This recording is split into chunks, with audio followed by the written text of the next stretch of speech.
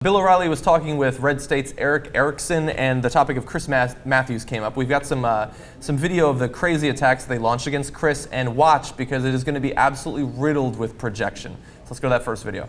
But it's interesting because I don't think most viewers know how desperate the ratings are, both in radio and television, for liberals. This is what's happening to liberal talk radio and liberal news like MSNBC, that as the ratings go down, as people are becoming more and more disenchanted with liberalism, it doesn't relate to people who live within 100 miles of a river valley, only 25 miles of a coast. People are tuning out and they're becoming more shrill, trying to keep the core audience. Air America and these hosts just never took off at all. And part of the reason is they just don't have any substance to offer. If you listen to these shows, they're just terrible shows, and they don't have anything substantive to say that makes any sense. Yeah, they're not as engaging as Tim Graham's delivery there. Yeah, I love the theory that because they claim that liberal radio and TV is not working, and because it's not working, well, obviously it's because the American people have become disenchanted with liberalism, and that's why the Democrats won overwhelming victories just 6 months ago. Yeah. Wait a minute. Okay, that almost doesn't make sense. Liberal broadcasting generally doesn't work.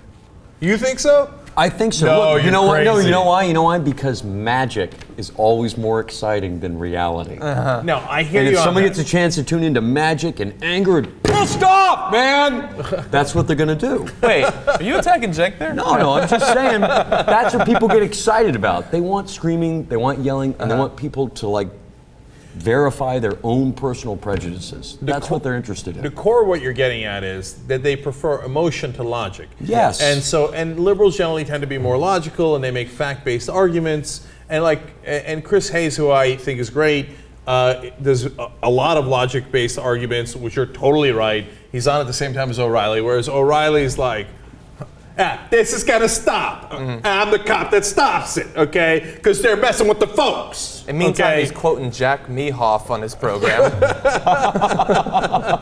And just nonsense. Yeah. So nonsense is beating sense in that sense. And I hear what you're saying on that. But in reality, can liberals be entertaining? Of course!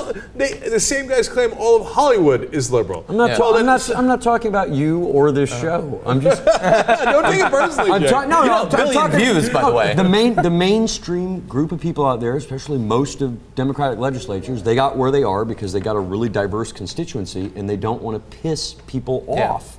Yeah. And so their whole career has been about not pissing people off, whereas the Republican career has been, I'm some guy, I wasn't that bright in my class, I don't have a great business past, but God damn it, I can yell and I can insult people and I'll get your attention. So it's a different thing. Wes, to your point, the whole segment that they're doing there is not fact-based, right? So conservative talk radio in reality is in massive trouble. Now, all of talk radio is in trouble, to be fair, and it's because of the rating Because it's system. radio. Well, first of all, that's point number one. Point number two is they were using a ridiculous rating system. Now they're switching to a more accurate rating system, and it turns out nobody listens to conservative talk or any kind of political talk, to be honest and fair, and that the people who do are on average like 89 years old. So now people are getting away from that format.